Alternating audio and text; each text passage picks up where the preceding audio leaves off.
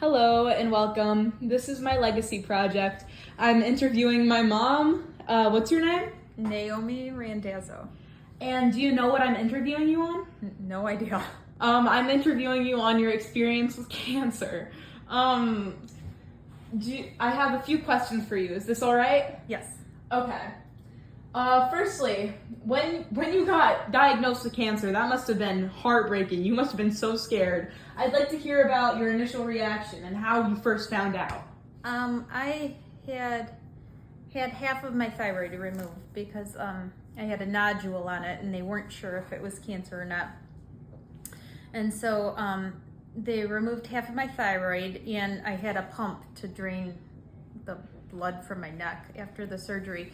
And I was going to the surgeon to have it was supposed to be just to have the pump removed. I wasn't supposed to get any results yet. And I went in to have the pump removed and the doctor shut the door and said, I know we're just here to remove the pump, but I have your pathology report and it's malignant. You have cancer. And I was in such shock because I wasn't even expecting to get any results that day. I was just thinking my pump was going to be removed. So I just was very, very kind of shocked and kind of felt like I was hit by a bus. By a bus? I don't blame you. Cancer I was is a just big in thing. shock. I wasn't expecting any news. How did you share this information and how quickly did you share it? Like I think I told my mom and my husband was with me. And then at the time, I have 3 kids now, but at the time I had just, you were 2, Lucy, and your sister was 15 months old. And you were kind of too young to even really understand what was going on. But I told my parents right away, and your dad's parents also, my in-laws, pretty quickly. Now that your children have been mentioned, how did you parent through the treatment and what was it like trying to be a mom while having cancer? It was really hard. I was still breastfeeding Stella, your sister, when I got the news that I had cancer. And they told me, basically when they told me I had cancer, they said I had to immediately stop nursing because I was going to have radiation, go through radiation, and I would have to just immediately cold turkey quit nursing her, which was really hard because she did not want to cold turkey quit nursing. And then it was really hard because I was very tired after I had 2 surgeries, and then I had to go without a thyroid and without thyroid medication for quite some time in order to do my cancer treatments, which made you very tired. So, and then we probably don't want to get into treatment yet, right? Like I won't get into that. You know what? Perfect timing because I have some questions on treatment. Yeah. If you're comfortable sharing, what treatments did you go through? I had 2 surgeries to remove my thyroid. So I had one half of my thyroid removed, and then 2 weeks later I had the other half removed, and then I had to go on this special diet where it was a low iodine diet, and there wasn't much you could eat.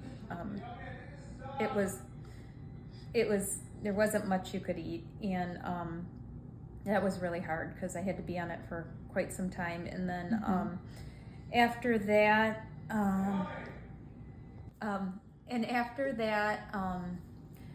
had to do radioactive iodine. So I went in and someone dressed in this giant spacesuit. They came in and they were dressed like an astronaut, and they had this little pill, this radioactive pill, and I had to take it.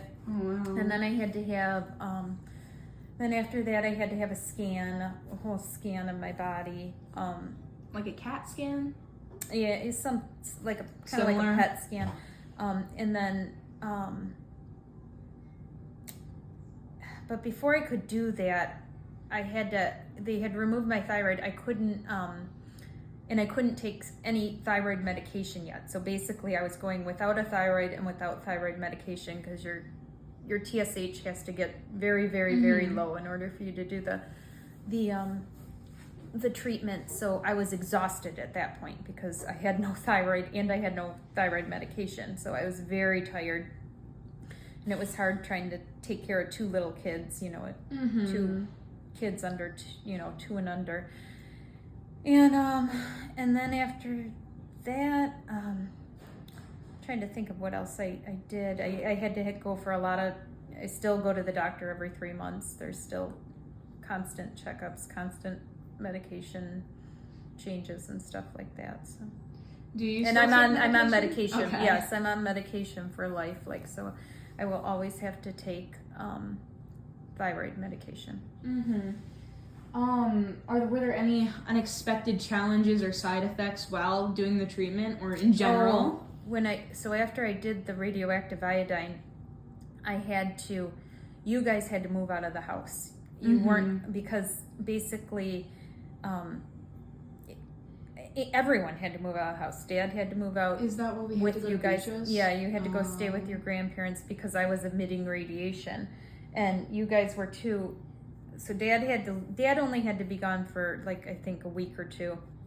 Well, you guys had to be gone for a month because you were so little. And so every time I used the bathroom, I had to flush the toilet 4 times. Each time I had to flush the toilet, I had to use plastic utensils. I had to stay in one room and have plastic over my sheets. I had to suck on lemon head candy which I never want to have lemon heads again in my life.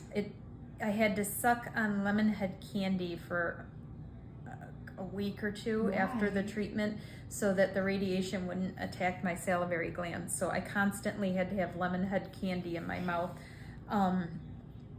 Basically I had to just stay contained to one room so that I didn't Quarantine? Radiation didn't go anywhere else in the house. And then also, I forget what I was gonna say. I can't remember. I was gonna say something else. Sorry. No, that's okay.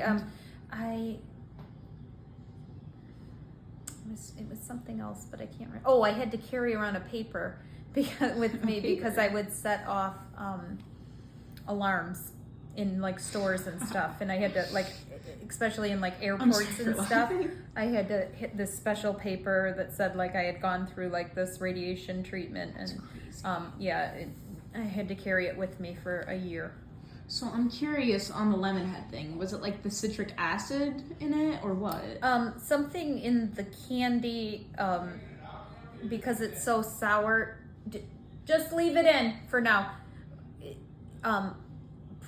It did something so that I don't really know. I don't know the science behind it, but weird. Lemon But head. the something about the sour candy the radiation didn't. It sounds so gross to just do.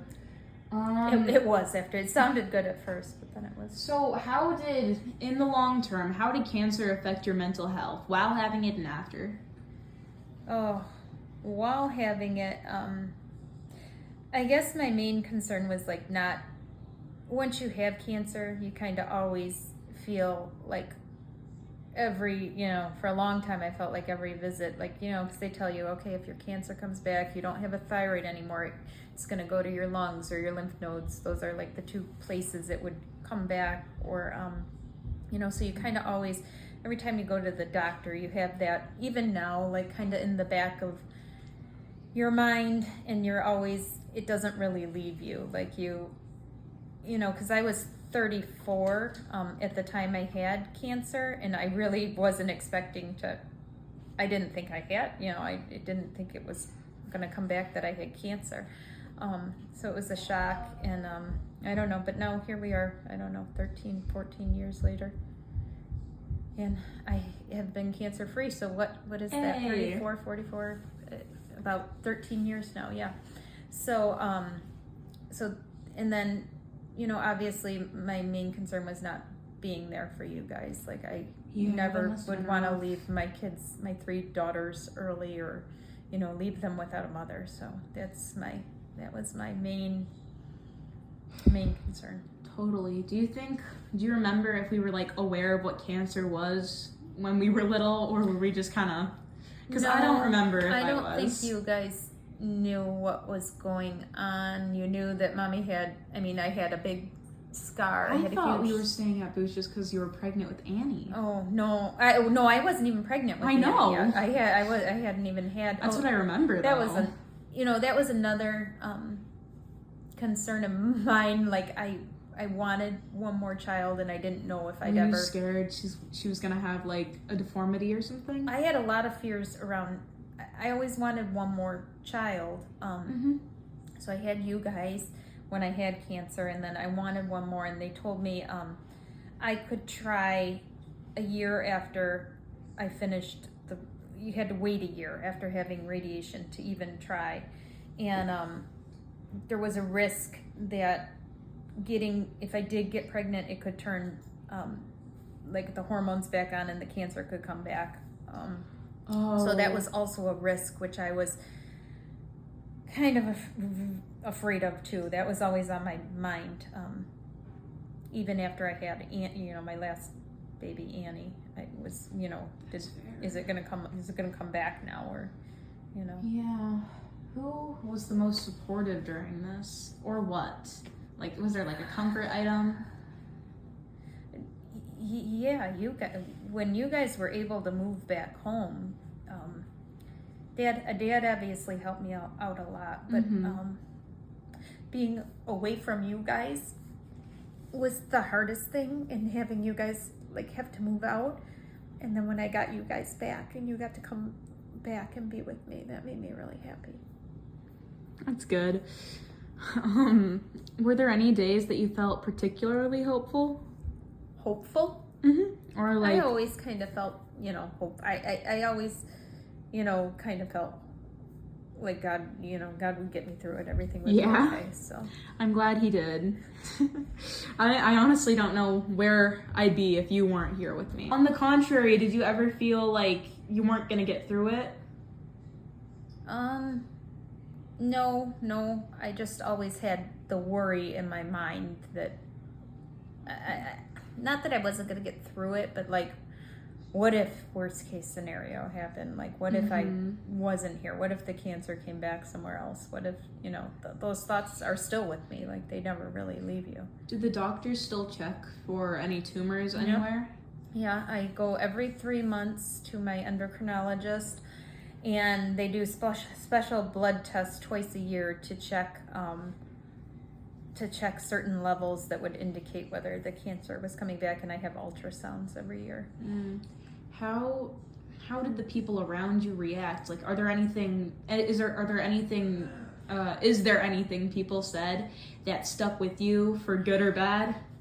Yeah, I had a lot of people say, which, it's a good thing. A lot of people said like, oh, everything's going to be okay. And I remember, well, that's a positive thing to say. It annoyed me because I thought like, how do you know? Like, don't, Yeah. Everything might not be okay. Like, don't tell me everything's going to be okay. Like, that annoyed me. I remember being I don't by blame that, you. which maybe I'm too much of a realist or a diva. That annoyed me, but I know people had good intentions, like, so I didn't let it bother me, but that annoyed me. I didn't like when people said, No, I know that. everything's gonna be that. okay, but I just, I had several friends who came to visit me after my surgeries, and that was nice. People brought me food. That was really nice. But then I kind of had to go into isolation for a long time. And then I didn't really see many people. What was the most dramatic reaction? Did anyone start breaking down My crying? mom. Yeah. Knowing Busha, Yeah, my mom got really emotional. My God. Just take it out, Anthony. I'm Later. I'm being interviewed. Just take it out of the oven. Okay. I'm not gonna make another recording. It's fine. How did cancer affect you after you had it? Well, I didn't have a thyroid anymore, so I definitely, I would say my baseline now is tired. Oh. Just, can you pause this? Just. Oh my gosh, she is so annoying. But Sorry, I'm cooking and apparently. It's whatever. Are you making the lasagna? Yes. Anyways, it was my flash on? Yeah. You're Okay. blinding me. Sorry. I'm gonna cover my thing. Did your perspective on life and like everything change after that? Yes. Oh my gosh, yes. I learned to. I mean, there's several times in my life where I feel like I've been shown, just to enjoy every day and not to take things for granted, and don't sweat the small stuff, just enjoy life. And You're probably the most laid back out of our entire family. I think I am. Oh my goodness. But I don't know, is there anything good that came of it? I would say what the answer to my last question. I mean, I learned. I'd assume so. I learned, that I definitely learned every day's a gift, and life's a roller coaster ride, but you gotta enjoy it all every moment, the ups and the downs. My goodness. What? That is blinding. Sorry, I'm so sorry. Your eyes are like red on the recording. I don't know how to turn it off. Okay, I'm blind, but Okay. I'm gonna look over here. Hold on. There's my cat. Oh. Yeah. Please, I don't want you to get. Is this better? Yeah. Okay, my finger's covering it now. Oh, it looks like red. Okay, sorry, I'm getting sidetracked. Is there anything you would have wished you'd known at the beginning? Is there one thing that you would tell yourself? Okay, that's a different question. Answer. Anything I wish I would have known at the beginning. I wish I would have known I was going to be getting my cancer results when I thought I was just going to get the pump put in, because that was like hard. Like I wasn't expecting it. I wasn't prepared for it. I wasn't even thinking that was a possibility. Yeah. Is there anything you would tell yourself, your pre-cancer self?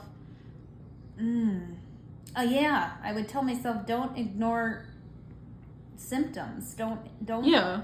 I ignored some things regarding like my thyroid, the way I was feeling and my thyroid, and I could feel something when I swallowed. I wasn't feeling right, and I ignored that for a long time because I was young, and I just thought everything's okay, and I just kept going. And I wish I would have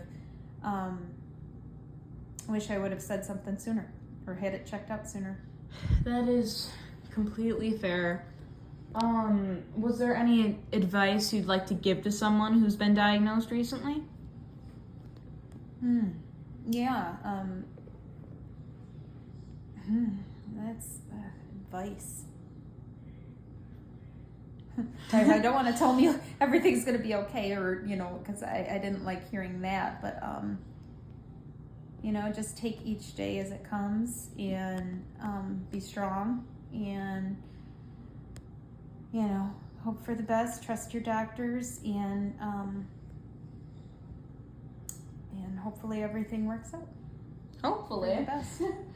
Are there any resources or communities you found helpful during your experience? Oh, I was on the internet all the time. I was like Dr. Google, which I don't know if that's a good thing or not, but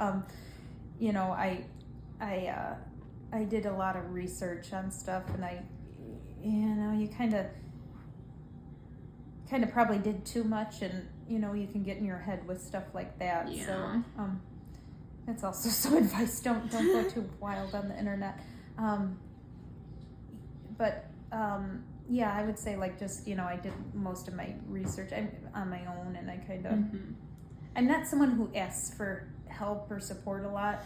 I give it to others, but I don't like to seek it out for myself. Like I kind of like to deal with things on my own. How about the community? I don't know if there's like a cancer community or Yeah. what, like the Pink Cross. There's a thyroid one. There's Are you like active in it? Have you ever interacted with people in it or what? No, No? I haven't. I was invited to a few like after I had initially finished like my gone a year or so without cancer free. I was invited to some cancer survivor events and stuff, and I did attend I think one of those. So Okay. Finally, how does this affect you today? Besides, like mentally, not just the physical thing of having to take a pill every day and being tired. I get Yeah, that sucks as well, though. mentally, If it does. It does. It's just like I said. It's always on your mind. It's always in the back of your mind. Like no matter how many years go by, whenever I go for a physical every year, whenever I go, whenever they do those, couple cancer tests twice a year, it's always this anxiety you get that you just want everything to be okay, and you once I see that everything's okay, I feel better. But like it's always there. Like is this going to be the year that like something comes back bad, or is this going to be the so like visit? paranoia. Yeah, like that's always going to be there. That's always, at least for me. I'm sure some people are able to put it out of their mind and out of their head, but mentally. But then also, like I said, like the gift of just really puts things in perspective when you go through something like that. Yeah. How thankful I am to have my family, to have you and Dad and Stella and Annie, and how grateful I am for every day I have with you guys, and how I just love you guys, and you're the best gift. You guys are the best gifts. No, we're just as grateful to have you. You're like literally my best friend, as like Aw. stupid as that sounds. You're mine too. I love Well, thank you for allowing yourself to be vulnerable and interviewed. you. You're welcome. Anything for you. Thank you so much. This concludes our Legacy Project interview. Say bye. Bye.